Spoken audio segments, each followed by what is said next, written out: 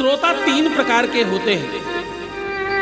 एक तो वो श्रोता जो बिल्कुल आनंद से भक्ति से शिव महापुराण श्रवण कर रहा है। शिव महापुराण का श्रोता अगर श्रद्धावान हो और उसमें सच में बुद्धि विवेक ज्ञान और भक्ति का प्रवाह हो और व्यासपीठ से केवल शिव महापुराण मात्र इतना बोला जा रहा हो और कुछ नहीं, तो भी उसे वेदांत का दर्शन होगा और वेदांत का ज्ञान मिलेगा। और अगर आंखों के आगे आपके मद का अथवा अभिमान का चश्मा लगा हो तो यहां से वेदांत भी बोला जाए तो भी वो सामान्य लगता है। गोस्वामी तुलसीदास जी कहते मूर्ख हृदय न चेत जो गुरु मिले में बिरंच सम। भगवान ब्रह्मा जैसा चार मुख से पढ़ाने वाला कोई मिल जाए, लेकिन जिसे नहीं पढ़ना है नहीं समझना है उसे कुछ भी समझ में आएगा नहीं।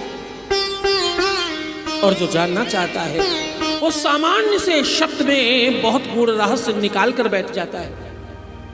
तो पहले नंबर पे वो श्रोता जो बिल्कुल अद्भुत और भक्तिमय श्रोता है, और दूसरे नंबर पे सोता। कथा शुरू हुई, थोड़ी देर बाद आंख बंद हो गई और आराम से झूला झूलते रहे। 3 घंटे बाद झूला झूल कर उठे। क्या कथा करते हैं, वाह बहुत बढ़िया बात कहते हैं, बड़ा आनंद आया कथा। और तीसरे नंबर के सबसे भारी श्रोता है, इनको क्या कहते हैं? इनको कहते हैं सरोता। क्या कहते हैं इनको? इनको कहते हैं सरोता। हर बात को सुपारी की तरह काटते रहना। हाँ, कुछ में कुछ अपनी बात बनाते रहना। प्रसाद की व्यवस्था अच्छी नहीं है अथवा भोजन की व्यवस्था अच्छी नहीं है, अथवा इस हाल में ये चीज और होती तो बड़ा अच्छा होता, अथवा थोड़ा बाहर किसी ओपन प्रांगण में होता तो बड़ा अच्छा होता। किसी न किसी तरह की कोई न कोई बात काट रहे होते हैं बैठकर, और स्वयं तो काटते ही हैं, बगल वाले को भी सुनने नहीं देते। उनके हाथ पैर चलते रहते हैं। जरा सुनती हो? अरे बहन मैं तुम्हें क्या बताऊं, हाँ ये वाला भजन ऐसे ही होना चाहिए था, ये ऐसे नहीं हुआ देखो। और यहाँ पर वो फलाने महाराज जी थोड़ा एक चुटकुला सुनाते थे, वो यहाँ नहीं किया गया, ये अच्छा नहीं है।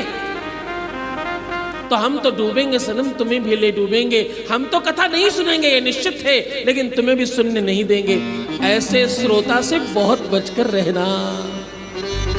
जो श्रोता आपके बीच में बैठकर वक्ता बन जाए, जो श्रोता तुम्हारे साथ बैठकर सरोता बन जाए, जो श्रोता तुम्हारे साथ बैठकर अपना जंगम दूरवाणी यानी तुम्हारा मोबाइल का सदुपयोग करना शुरू कर दे, ऐसे श्रोता से थोड़ा दूर बैठना। क्यों? तुम्हारी भक्ति में, तुम्हारी भक्ति के प्रवाह में बाधा उत्पन्न होती है। और इस कथा का नियम है, पूरी निष्ठा से पूरी भक्ति के साथ इस कथा का श्रवण किया जाए अगर, तो ये कथा आपके जीवन में प्रवेश कर जाती है।